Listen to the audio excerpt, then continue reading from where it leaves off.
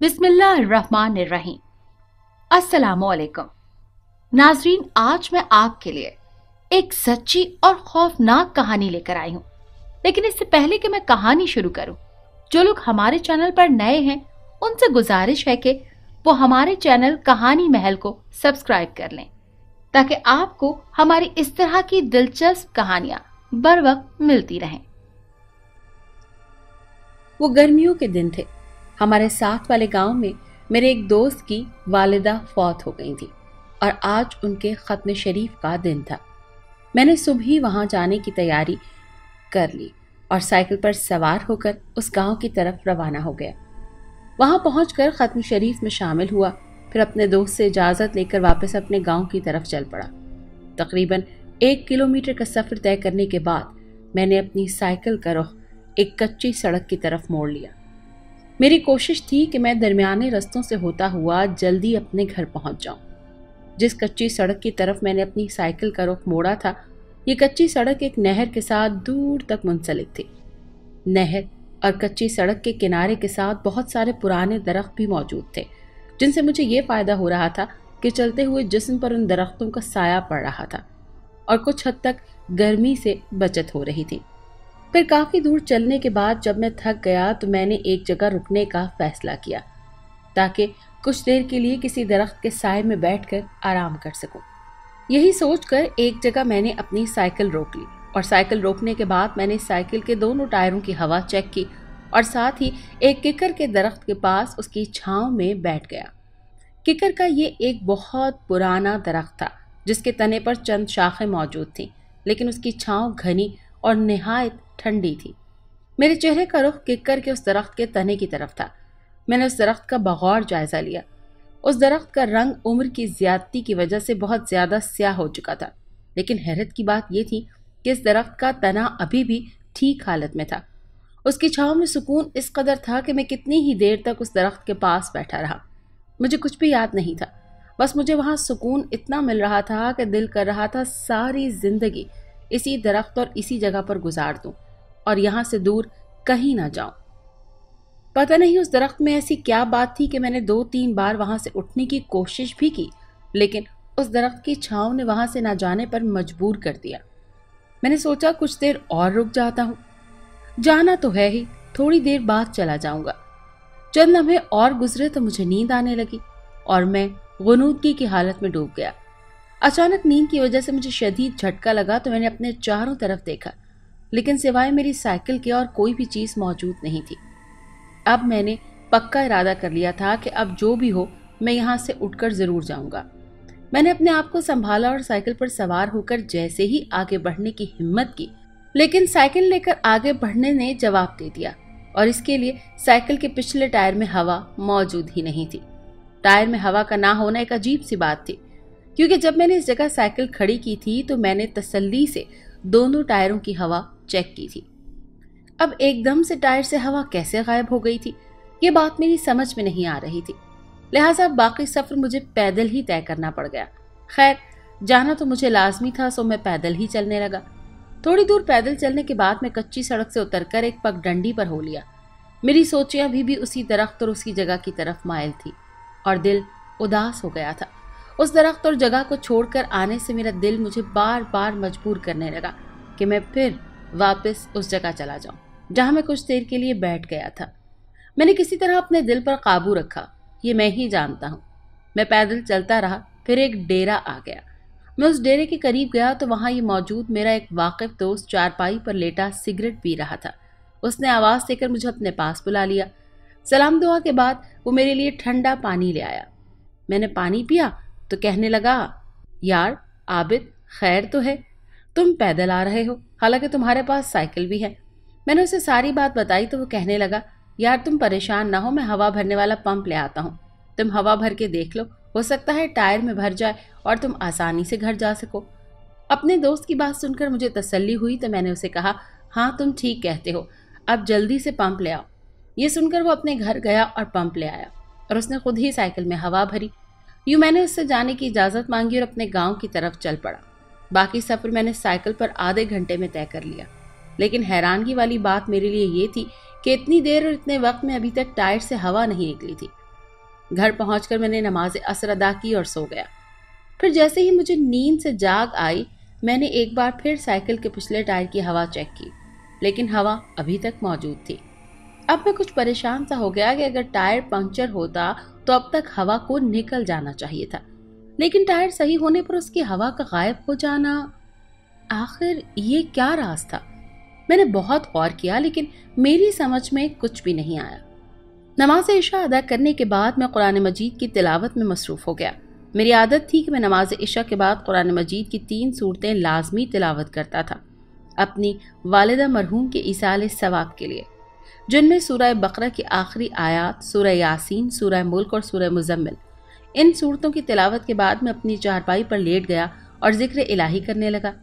مجھے اچھی طرح یاد ہے کہ میں جب لیٹ کر ذکر الہی کر رہا تھا تو اپنے ہوش و حواس میں تھا، اور نیند تو مجھ سے کوسوں دور تھی۔ میری عادت بن چکی تھی کہ میں رات کو تھوڑا لیٹ سوتا تھا، پر اب میں نے محسوس کیا کہ کوئی زبردستی میری آنکھوں کو بند کرنے کی کوشش کر رہا ہے۔ میں جاگ رہا تھا لیکن میری آنکھیں اچانک بند ہو گئیں اور مجھے اپنی آنکھوں پر تھوڑا سا بوجھ بھی محسوس ہوا۔ میں نے فوراً اپنی آنکھیں کھولیں اور سوچ میں پڑ گیا کہ یہ ابھی کیا ہوا تھا میرے ساتھ۔ میں نے باقی گھر والوں کی طرف دیکھا، وہ سب سو رہے تھے۔ جب کچھ سمجھ میں نہ آیا تو میں پھر اپنی چارپائی پر لیٹ گیا اور پھر سے ذکر الہی کرنے لگا۔ ابھی چند منٹ ہی گزرے تھے کہ پھر سے وہی کچھ محسوس ہوا۔ میں جاگ رہا تھا لیکن میری آنکھیں پھر سے بند ہو رہی تھیں، لیکن اب میں کوشش کرنے کے باوجود اٹھ نہ سکا اور میری آنکھیں بند ہوئیں اور مجھ پر نیند طاری ہونے لگی اور سکون بھی۔ وہ منظر ابھی تک یاد ہے کہ میں سو ضرور گیا تھا لیکن مجھے ہوش بھی تھا، اور جو کچھ میرے ساتھ ہو رہا تھا وہ میں محسوس کر رہا تھا، لیکن میرا وجود بے بس ہو گیا تھا کہ میں کوئی حرکت ہی نہیں کر سک رہا تھا۔ جب مجھے نیند آئی تو میں نے دیکھا کہ خواب میں ایسی جگہ پر کھڑا ہوں۔ وہ جگہ ویران سی جگہ ہے اور اس ویران جگہ پر میرے سامنے 2 عورتیں کھڑی ہیں اور میری طرف دیکھ کر مسکرا رہی ہیں۔ ان دونوں میں ایک بوڑھی عورت تھی جبکہ دوسری نہایت خوبصورت اور جوان لڑکی۔ میں بھی ان دونوں کی طرف دیکھ رہا ہوں۔ خوبصورت اور جوان لڑکی نے میری طرف مسکرا کر دیکھا اور اپنے ساتھ کھڑی بوڑھی عورت سے پوچھنے لگی، امی یہ خوبصورت لڑکا کون ہے؟ تو بوڑھی عورت اسے بتانے لگی کہ بیٹی کیا تجھے نہیں پتا، یہ وہی لڑکا تو ہے جو آج دوپہر کے وقت ہماری رہائش والی جگہ پر آ کر بیٹھا تھا، دھوپ اور گرمی کی وجہ سے۔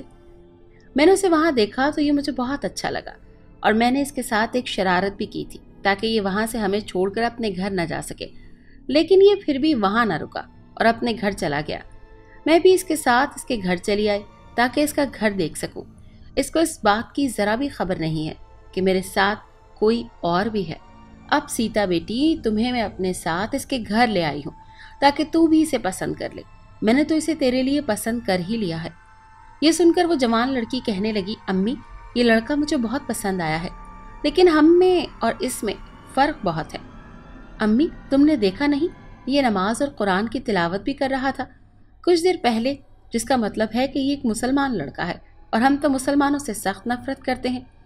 یہ سن کر بوڑھی عورت نے اپنی جوان لڑکی کی طرف دیکھا اور کہنے لگی، سیتا بیٹی تو فکر مت کر، ہم اس کے جسم اور دماغ پر قبضہ کر لیں گے تو پھر یہ ہمارے حکم اور ہماری مرضی کے مطابق اپنی زندگی گزارے گا اور یہ اپنی مرضی کا کوئی بھی کام نہیں کر سکے گا۔ یہ سن کر جوان لڑکی خوش ہوئی اور کہنے لگی، پر امی یہ سب کچھ ہوگا کس طرح؟ یہ سن کر بوڑھی عورت کہنے لگی، سیتا بیٹی ابھی سب کچھ دکھاتی ہوں کہ یہ کس طرح ہوگا۔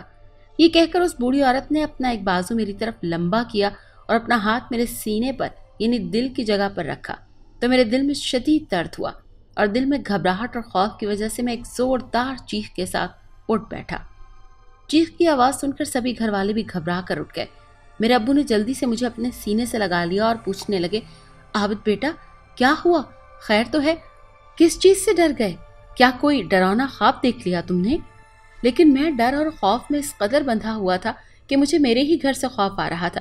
میرے آس پاس گھر والے ضرور موجود تھے لیکن ان کے علاوہ مجھے کسی اور مخلوق کی موجودگی کا بھی احساس ہو رہا تھا۔ میرے ابو نے جب دوبارہ مجھ سے پوچھا تو میں نے کچھ بتائے بغیر اپنے ابو سے کہا، ابو خدا کے لیے مجھے اس گھر سے کہیں دور لے جاؤ، مجھے اس گھر سے ڈر لگ رہا ہے۔ ابو مجھے تھام کر اپنے ساتھ میرے چچا کے گھر لے گئے۔ وہ سب بھی اس صورتحال سے بہت پریشان تھے۔ پھر سبھی کہنے لگے کہ عابد اب ڈرنے کی کوئی ضرورت نہیں، تم خواب میں ڈر گئے تھے، अब आयतल कुर्सी पढ़कर इधर ही सो जाओ, इंशाअल्लाह कुछ नहीं होगा दोबारा। लेकिन अब मैं उन सब लोगों को क्या बताता और किस तरह यकीन दिलाता कि मैंने ख्वाब नहीं, ये सब कुछ हकीकत में देखा है और मैं अपने पास किसी और मखलूक की मौजूदगी भी महसूस कर रहा हूँ और मेरे जिस्म में कुछ अजीब तरह की हरकतें हो रही हैं। मेरे जिस्म में एक अजीब तरह की हरकत हो रही थी, खास तौर पर टांगों और दिमाग में। मुझे अपनी रगों में चींटियां रेंगती हुई महसूस हो रही थी। टांगों और दिमाग में सनसनाहट थी। मैं खौफ के आलम में अपने रब को याद करके उससे मदद मांग रहा था कि या अल्लाह, ये मेरे साथ क्या हो रहा है, या अल्लाह मेरी मदद कर। कुछ देर बाद सभी लोग दोबारा सो गए, लेकिन मुझे नींद नहीं आ रही थी। मेरे दिमाग में न जाने किसने ये ख्याल पैदा कर दिया कि आबिद, अगर तुमने सोने की कोशिश की तो हम तुमको फिर डराएंगे। बेहतर है कि जागते रहो, यही तुम्हारे लिए अच्छा है। मुझे पूरा यकीन हो गया कि मेरा जिस्म, मेरा दिमाग किसी और मखलूक के कब्जे में है। मैं परेशान और खौफजदा सा सोचों में गुम था तो मैंने अपने बहुत ही करीब एक अजीब सी आवाज़ सुनी। डर कर अपने आसपास देखा तो मेरे सामने से एक बेनाम सा साया सहन की दीवार की तरफ जाता हुआ दिखाई दिया और फिर वो साया दीवार के पास जाकर एक इंतहाई खौफनाक शक्ल में तब्दील हो गया, जिसकी वहशत मेरी कमज़ोर आंखें बर्दाश्त न कर सकीं और मैं चीखें मारने लगा। इस बार मेरी चीखों की आवाज़ बहुत सारे घरों में सुनाई दी तो बहुत सारे लोग हमारे पास जमा हो गए और पूछने लगे कि आबिद को आज क्या हो गया है जो ये डर कर इतनी ज़ोर से चीखें मार रहा है। अब्बू ने सबको सब कुछ बताया कि ये पहले खौफ में डरा था और अब जागते हुए डर रहा है। ये सुनकर कुछ लोग कहने लगे कि आबिद बेटा, बताओ भला आज तुम कहाँ गए थे और किस किस जगह बैठे थे?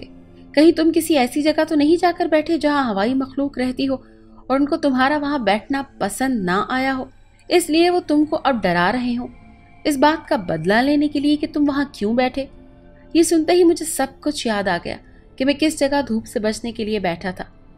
वो जगह, वो किक्कर का दरख्त मेरी आंखों में किसी अक्स की तरह आ बसा, जैसे मैं अभी भी उस दरख्त के पास बैठा हूँ।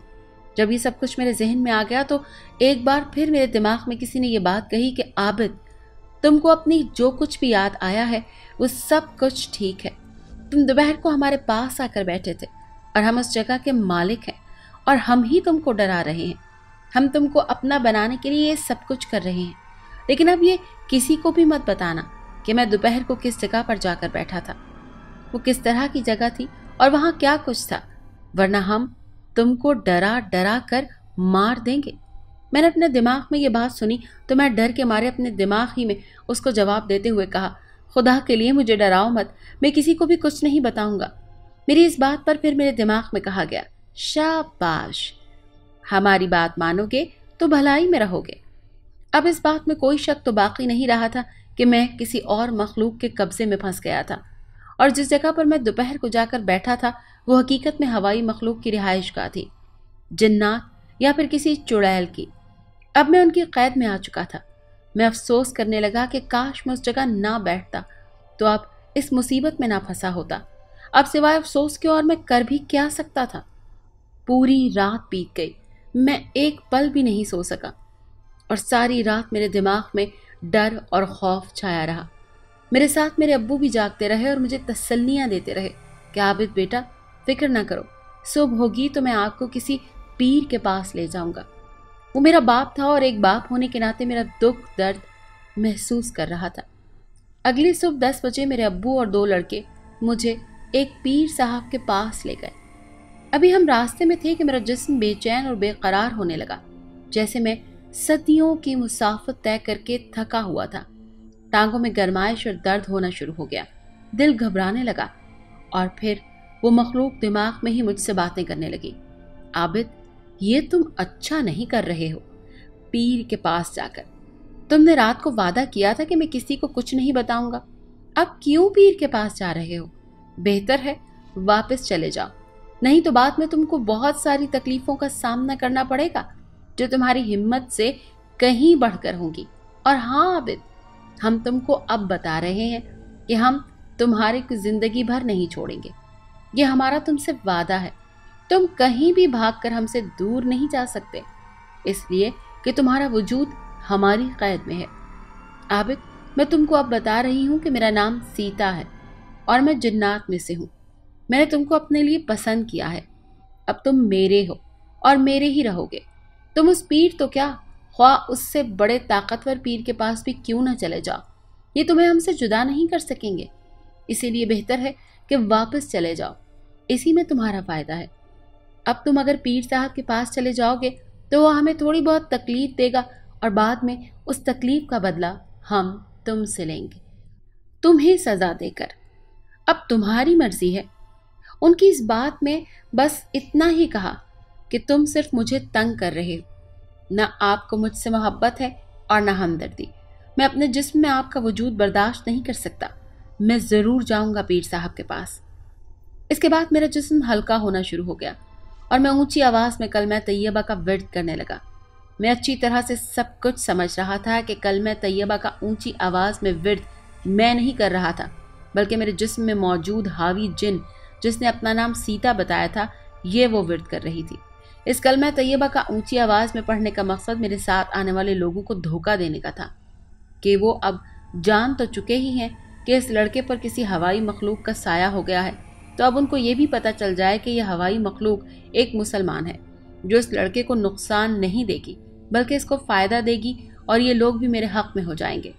फिलवक्त कलमा पढ़ने के बाद वो फिर मुझे कहने लगी, आबिद अब देखना मैं किस तरह उन लोगों को, तुम्हारे पीर को, सबको धोखा देती हूँ। खैर हम पीर साहब के आस्थाने पर पहुँच गए।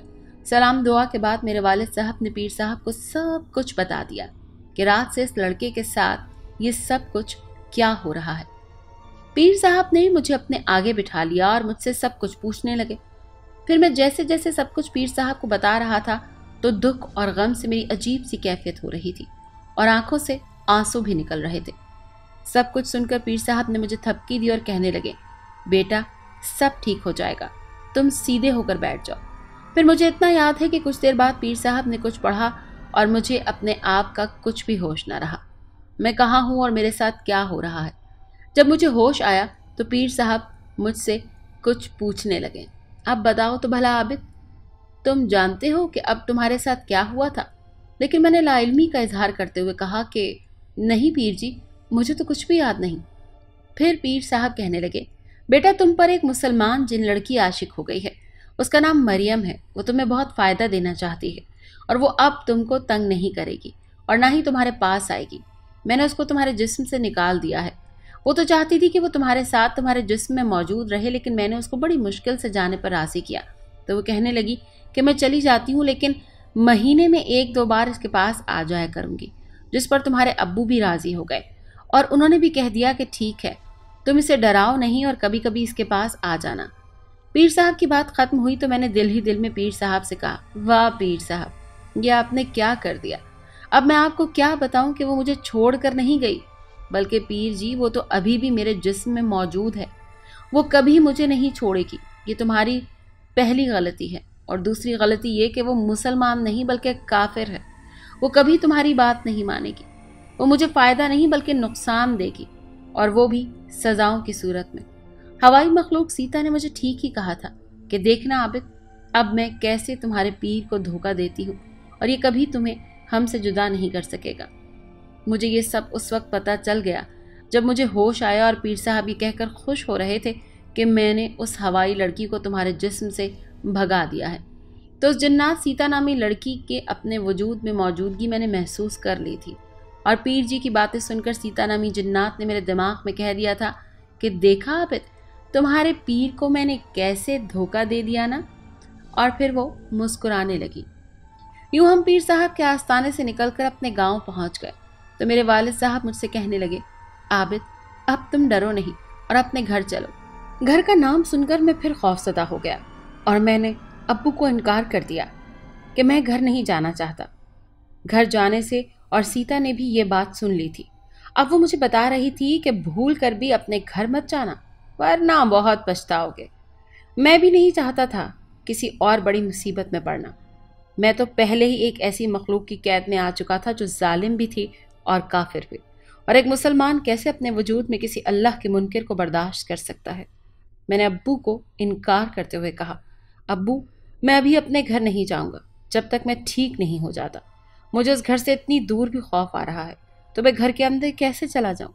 लेकिन अब्बू इसरार करने लगे कि मैं अब ठीक हूं और अपने घर चला जाऊं। یہ سن کر نہ جانے مجھے کیا ہوا کہ میں نے بڑی ہی وحشتناک نظروں سے والد صاحب کو دیکھا تو میرے ابو نے پلک جھپکتے ہی اپنی نظریں جھکا لی اور مجھے کہنے لگے، عابد بیٹا، تم جہاں رہنا چاہو رہ سکتے ہو اپنی مرضی سے۔ ابو کی بات سن کر میں نے کہا، ابو جان کیا بات ہے؟ ابھی تو تم کہہ رہے تھے کہ میں اپنے گھر جاؤں اور ابھی آپ کہہ رہے ہو کہ جہاں مرضی رہنا چاہو رہ سکتے ہو۔ آپ کی بات فوراً کیوں بدل گئی؟ بتاؤ ابو جان۔ میرے والد صاحب کہنے لگے، بیٹا کیا بتاؤں، جب تم نے میری طرف دیکھ کر یہ کہا کہ میں اس گھر میں نہیں جاؤں گا تو خدا کی پناہ تمہاری آنکھوں میں مجھے خوف دکھائی دیا تھا جس کی تاب میں نہیں لا سکا۔ میں حیران ہوں تمہاری آنکھوں میں یہ خوف، یہ وحشت کہاں سے آئی؟ پہلے تو یہ وحشت اور یہ خوف کبھی نہیں تھا۔ میں تو جانتا تھا کہ یہ خوف کس وجہ سے آ رہا تھا، بظاہر تو میری آنکھوں سے، لیکن میری آنکھوں میں 2 آنکھیں اور بھی تھیں جو انتہائی وحشت ناک آنکھیں تھیں، جن سے دیکھنے والے کو خوف آنا لگا اور وہ یہ سمجھتا کہ میری آنکھوں میں خوف نظر آ رہا ہے۔ پھر یہ ہوا کہ جو بھی ایک بار میری آنکھوں میں دیکھ کر بات کرتا تو دوسری بار اس کی ہمت نہیں ہوتی تھی کہ وہ دوبارہ میری طرف ایک نظر دیکھ لے، اور یہ بات بالکل سچ تھی۔ مجھے کئی دوستوں اور لوگوں نے بتایا تھا کہ یار عابد، آپ کی آنکھوں سے خوف آتا ہے، کیا ہوا ہے تمہاری آنکھوں کو؟ لیکن میں کسی کو کچھ بھی نہیں بتاتا تھا کہ میرے ساتھ کیا مسئلہ ہے، اور ویسے بھی مجھے اجازت تو تھی نہیں۔ سیتا نامی اس ہوائی مخلوق نے مجھے حکم دے رکھا تھا کہ میں اپنا کوئی بھی راز کسی کو نہ بتاؤں، خاص طور پر ہم دونوں کی محبت کے بارے میں۔ پیر صاحب سے ملاقات کے کچھ روز بعد شام کے وقت سیتا نے میرے دماغ میں یہ بات کہی، عابد اب تم سزا کے لیے تیار ہو جاؤ۔ اس دن تم نے پیر صاحب سے مجھے سزا دلوائی تھی، اب میں تمہیں سزا دوں گی تاکہ تم کو ہماری طاقت کا پتہ چل جائے کہ ہماری بات نہ ماننے والوں کو ہم کتنی مشکل سزائیں دیتے ہیں۔ میں جانتا تھا کہ سیتا ضرور مجھے سزا دے گی، اسی لیے میں نے سیتا سے کہا، سیتا تم مجھ سے یہ کیسی محبت کرتی ہو جو مجھے اب ذرا سی بات پر سزا دینا چاہتی ہو؟ مطلب تم مجھ سے محبت نہیں بلکہ محبت کے نام پر دھوکہ دے رہی ہو۔ تو سیتا کہنے لگی، میں تم سے اتنی محبت کرتی ہوں جس کی کوئی بھی حد نہیں، اور میں چاہتی ہوں کہ تم صرف میرا حکم مانو، یہاں تک کہ تم اپنی مرضی بھی بھول جاؤ، اور تمہارا وجود اب مکمل طور پر میرے قبضے میں ہے، میں جو چاہوں وہ تم سے کروا سکتی ہوں۔ سیتا کی یہ بات بھی سچ ہی نکلی۔ میں ایک بار نماز پڑھنے کے لیے کھڑا ہوا تو نماز میں مجھے نیند آ گئی اور میں خاموش کھڑا رہا۔ مجھے کچھ پتہ نہیں چلا تھا کہ میں نے نماز میں کچھ پڑھنا بھی ہے۔ اگر میں رکوع میں جاتا تو 10 منٹ رکوع کی حالت میں رہتا اور کبھی بھی نماز توڑ دیتا، لیکن یہ سب میں خود نہیں کر رہا تھا بلکہ یہ سب سیتا کا کارنامہ تھا، اور اگر قرآن مجید کی تلاوت کرنے لگتا تو اس میں مجھے نیند آ جاتی۔ کبھی اس طرح بھی ہوتا کہ میری زبان سے قرآن اور نماز سے متعلق غلط قسم کی باتیں نکلنا شروع ہو جاتی اور میں نماز اور قرآن کو اس مجبوری کی وجہ سے چھوڑ دیتا۔ میں نہیں چاہتا تھا کہ وہ قرآن اور نماز کی بے ادبی کرے، نہ میرے ساتھ محبت کے نام پر دھوکہ اور ظلم کر رہی تھی۔ وہ نہیں چاہتی تھی کہ میں نماز اور قرآن پڑھوں، کیونکہ وہ میرے وجود میں تھی تو ان چیزوں کے پڑھنے سے اس کے جسم کو تکلیف ہوتی تھی۔ کئی روز تک ایسا چلتا رہا۔ اب سیتا کی قرآن اور نماز کے بارے میں گستاخیاں حد سے آگے تجاوز کر رہی تھی۔ اب وہ جب دیکھتی کہ میں نماز اور قرآن پڑھنے لگا ہوں تو وہ مجھے بہکانے لگتی اور ایسے غلط الفاظ کہنے لگتی جو الفاظ یہاں لکھنا مناسب نہیں کہ کسی بھی مسلمان کو ان باتوں سے تکلیف ہو۔ سیتا جو سزائیں مجھے دینا چاہتی تھی وہ سزائیں مجھے دے رہی تھی۔ میں راتوں کو جاگتا رہتا، نیند تو میری آنکھوں سے ختم ہو گئی تھی اور نماز و قرآن کو میں ایسے بھول گیا جیسے یہ میری زندگی کا کوئی مقصد ہی نہیں تھا، قرآن اور نماز پڑھنا۔ میں اب اکثر تنہائی اور ویران جگہوں پر چلا جاتا اور پراسرار طور پر پرانے درختوں کی طرف دیکھتا رہتا۔ کئی بار میں نے بہت لمبے سفر بھی پیدل کیے ہیں۔ میرے قدم تھکتے نہیں تھے بلکہ میرے جسم میں طاقت بھی اتنی آ جاتی تھی کہ میرے قدم خود بخود اٹھنے لگتے۔ میرے اندر سے میری تمام خواہشات اور میری مرضی تو ختم ہی ہو گئی تھی۔ میں جو بھی کام کرتا وہ سیتا کی مرضی کا ہوتا، اور اگر اس کی بات نہ بھی مانتا تو وہ خود منوا لیتی۔ اب تو میرا دل کرتا کہ میں کسی ایسی جگہ چلا جاؤں جہاں پر کوئی نہ ہو اور میں وہاں پر پوجا پاٹ کروں۔ یہ خواہش دن بدن میرے اندر بڑھتی چلی گئی، اور 1-2 بار مندر کی زیارت اور پوجا کے لیے میں صوبہ سندھ کے ایک علاقے میں بھاگ ناڑی بھی گیا جو ہندوؤں کی بستی ہے، اور یہاں پر ایک بڑا سا مندر بھی موجود ہے۔ میں مندر سے جیسے ہی واپس آیا تو میں نے اپنے جسم میں ایک عجیب سا سکون پایا۔ اب میری کوشش ہوتی کہ ہر وقت سویا رہوں اور میرا دل و دماغ مندر میں موجود مورتی کی طرف مائل رہتا اور میں عکس میں اس کی زیارت اور پوجا کرنے لگتا۔ ایک دن سیتا کہنے لگی کہ عابد، ہم دونوں محبت میں بہت آگے جا چکے ہیں، اب تمہاری جدائی کا خیال بھی سوچنا تکلیف اور دکھ دیتا ہے۔ तुम जिंदगी भर के लिए मेरे हो जाओ, मेरी हर बात मान लो, मैं तुम्हें जिंदगी में कभी दुख नहीं दूंगी। जिस तरह तुमने कुरान और नमाज को छोड़ा है, इसी तरह अब अपने खुदा और अल्लाह और उसके प्यारे रसूल को भी छोड़ दो। सीता की यह बात सुनकर मैं गुस्से में आ गया और मैंने सीता और उसके झूठे खुदाओं को गालियां और लानतें देना शुरू कर दी। और मैंने सीता से कह दिया कि तुम जो मर्जी कर लो, मुझे जितनी भी मर्जी तकलीफ दे दो, मैं अपने रब और अपने प्यारे मोहम्मद से कभी बगावत नहीं करूंगा। ये नाम मुझे अपनी जान से ज्यादा अजीज है। अब सीता का असल मकसद भी मेरे सामने आ चुका था। वो चाहती थी कि मैं अपना ईमान अपने दिल से निकाल दूं और उसका हुक्म मानते हुए उसके खुदाओं को पूजूं और उनको नाउजुबिल्लाह खुदा मानूं। भला ये मैं कैसे बर्दाश्त करता।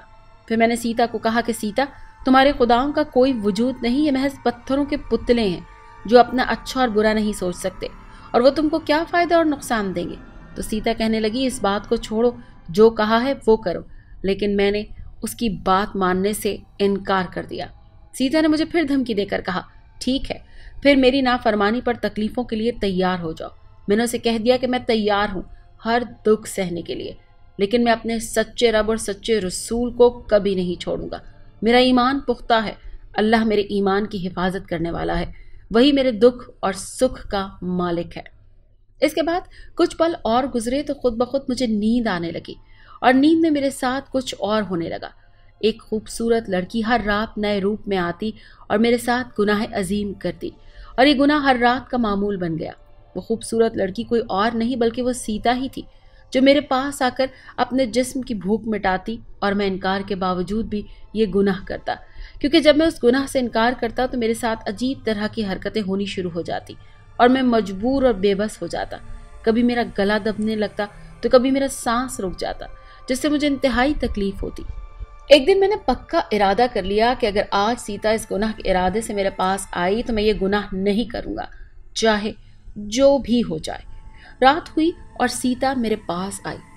उसने जैसे ही अपने गंदे इरादे का इजहार किया तो मैंने सीता को इनकार कर दिया। वो शदीद गुस्से में आ गई। अच्छा है, मान जाओ, वरना मुझे बहुत कुछ करवाना आता है। लेकिन मैंने दोबारा इनकार करते हुए कहा कि ये तुम्हारी गलत फहमी है, तुम मुझे गुनाहों की दलदल में धकेलती जा रही हो और मैं मजबूर और बेबस होकर हर गुनाह करता जा रहा हूँ। सीता मेरे करीब आई और मेरे जिस्म से लिपट गई। मैंने एक जोरदार थप्पड़ उसके मुंह पर जड़ दिया और धक्का देकर अपने वजूद से अलग कर दिया। सीता अब निहायत गुस्से में आ गई और अपनी वहशतनाक नजरों से मेरी तरफ देखकर सीता ने भी एक थप्पड़ मारा और मैं चीख मारकर नींद से जाग गया। फिर मेरे कानों से सांपों की फिनकारने की आवाजें आने लगीं, जैसे मेरे आसपास बहुत सारे सांप हों और पलक झपकते में ही मुझे डसना चाहते हों। मेरे जिस्म में अजीब सी सरसराहट हो रही थी। मैंने डर के मारे सीता से कहा, खुदा के लिए सीता, तुम ऐसा मत करो मेरे साथ, मैं ये जुल्म बर्दाश्त नहीं कर सकता। मुझे डर और खौफ में मुब्तला देखकर सीता खुश होने लगी। बस यही थी तेरे रब से मोहब्बत, उसे कहो वो आपको हमसे बचा ले। फिर वही हुआ जो सीता की मर्जी थी और जो वो चाहती थी। बाद में मैंने अल्लाह से रो रो कर दुआ मांगी कि या अल्लाह, मुझे इस जालिम और काफिर मखलूक से बचाकर अपनी पनाह में रख ले। या अल्लाह, मुझे इस काफिर मखलूक से बचा ले। तो शायद मेरी ये दुआ रब के दरबार में कबूल हुई। यूं मुश्किल घड़ियों में डूब कर मेरी जिंदगी गुजरती तो रही, लेकिन अल्लाह पाक की जात से बेहतर कोई नहीं जानता कि मैं किस कदर मजबूर था। मैं कर भी क्या सकता था एक जालिम मादी जिन के आगे, जब मेरा जिस्म और मेरा दिमाग ही मेरे बस में नहीं रहा और मैं उन तकलीफों से बच सकूं। साइंस का इल्म आसेब और आसेबी मखलूक पर यकीन नहीं रखता, जिसकी वजह से आसेब में फंसे कई पढ़े लिखे लोग तरह तरह की मुसीबतों और दुखों में अपनी जिंदगी बर्बाद कर चुके हैं। साइंस कुरान के आगे सिफर है। अल्लाह हर मुसलमान को हदीस नबवी और कुरान मजीद को पढ़ने और समझने की हिम्मत दे, आमीन। खैर, सीता ने मुझ पर कई तरह के जुल्म किए। कुछ ऐसे भी जुल्म उसने मुझ पर किए जो मैं यहाँ लिखना मुनासिब नहीं समझता। मैं जिंदगी से तंग आ चुका था। नित नए दुखों और तकलीफों की वजह से अब मैं अल्लाह से यही दुआएं मांग रहा था कि या अल्लाह, तू इस जालिम मखलूक को मुझसे जुदा कर दे या फिर मुझे मौत दे दे। लेकिन मेरी सब दुआएं नाकाबिल कबूल साबित हो रही थी। शायद मुझे अभी और भी बहुत सारे जुल्म सीता के साथ सहने थे। मुझे अच्छी तरह याद है कि उस बीमारी की वजह से मेरे पूरे 2 साल जाया गए। मैं सो नहीं सका और अगर मुझे कभी नींद आ भी जाती तो सीता ख्वाब में आ जाती। उस दौरान मैं अपने घर में एक पल के लिए न जा सका। एक दिन दोपहर के वक्त में पैदल चलता हुआ किकर के उस दरख्त के पास चला गया। जैसे ही मैं उस दरख्त के करीब पहुंचा तो मेरी अजीब सी कैफियत हो रही थी। मुझे यूं लग रहा था जैसे मैं सदियों बाद इस जगह पर आया हूं और इस दरख्त और इस जगह से मेरा बहुत पुराना रिश्ता है। मैंने अपनी कैफियत पर काबू पाते हुए कहा, ए खुदाई कुदरत से पैदा की हुई मखलूक, आज मैं तुम्हारे आगे हाथ जोड़कर माफ़ी मांगता हूँ कि मैं थोड़ी देर के लिए अगर आपकी इस रिहाइश में बैठ गया तो यहाँ बैठने की इतनी सजाएं क्यों दे रही हो। जो तुम्हारे वजूद में सीता नामी जिन औरत रहती है वो मेरी बेटी है और हमने उसको कसम दे रखी थी कि वो तुम्हारे पूरे वजूद पर अपना कब्जा कर ले और तुमसे हर वो गलत काम करवाए जिस काम को तुम्हारा रब और रसूल नापसंद करते हैं। और तुम भी, हम तुम्हें एक शर्त पर तंग नहीं करेंगे कि तुम हमारे हनुमान को अपना रब मान लो, और हमने छोड़ना तो वैसे भी आपको नहीं है, बेहतर है कि हमारी बात मान लो। इसके बाद मुझे इतना याद है कि मेरा सर झुका और वहीं अटक गया। मैंने बहुत कोशिश की कि अपनी गर्दन को सीधा कर लूं, लेकिन तकलीफ और खौफ से मैं बेहोश हो गया। जब मुझे होश आया तो मैं अपने चचा के घर में चारपाई पर लेटा था। वहां से गुजरने वाले कुछ लोग यहाँ लेकर आ गए। फिर मेरी जिंदगी थी और सीता की तरह तरह की सजाएं, और जो शायद मेरा मुकद्दर बन चुकी थी। इन सारे हालात से तंग आकर एक दिन मैं एक मुफ्ती साहब के पास चला गया। इन सब हालात के बारे में तो मैंने मुफ्ती साहब को अपने साथ गुजरने वाले हर दुख और तकलीफ के बारे में बता दिया।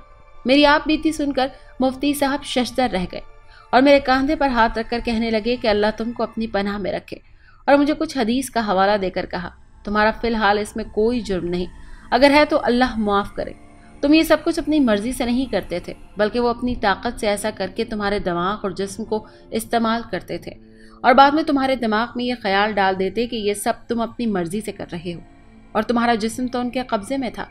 हर वक्त वो तुम्हारे बड़े दुश्मन थे। वो नहीं चाहते थे कि तुम कुरान और नमाज पढ़ो और उनके सामने अल्लाह का नाम लो, क्योंकि जब तुम कुरान और नमाज पढ़ते हो तो उनको इन चीज़ों से बहुत तकलीफ होती है और फिर गुस्ताखाना लफ्ज़ बोलते हो। अब नेकी करना तुम्हारे बस में नहीं, तो इसमें तुम्हारा कोई कसूर नहीं, अल्लाह आपको माफ़ करेगा। वो चाहते थे कि तुम भी उनके मज़हब में शामिल होकर काफिर हो जाओ, लेकिन अल्लाह का शुक्र अदा करो कि तुम्हारा ईमान मजबूत था और अल्लाह ने तुम्हारे ईमान की हिफाजत की। मुफ्ती साहब खामोश हुए तो मैं उन्हें खुदा हाफिज कहता हुआ वापस लौट आया और अपने साथ होने वाले आइंदा जुल्म सितम से अल्लाह की पनाह मांगने लगा। साथियों, ये बिल्कुल सच्चे लफ्ज़ हैं जो एक कहानी की सूरत में मैंने आपकी खिदमत में पेश किए हैं। अल्लाह से हमेशा दुआ करें कि वो हमें ऐसी शर मखलूक से अपनी पनाह में रखे। आबिद का जिस्म अब भी सीता की कैद में है। दुआ करें कि मालिक आबिद को इस गंदी आत्माओं से जल्द छुटकारा नसीब कर दे। अगर आपको ये कहानी अच्छी लगी है तो इसे लाइक कीजिए और हमारे चैनल कहानी महल को सब्सक्राइब कीजिए। और हाँ, अगर आपके किसी दोस्त, रिश्तेदार या बहन के साथ खुदा न खास्ता इस तरह का कोई भी वाकया पेश आया है तो हमें कमेंट सेक्शन में उसके बारे में जरूर बताइए।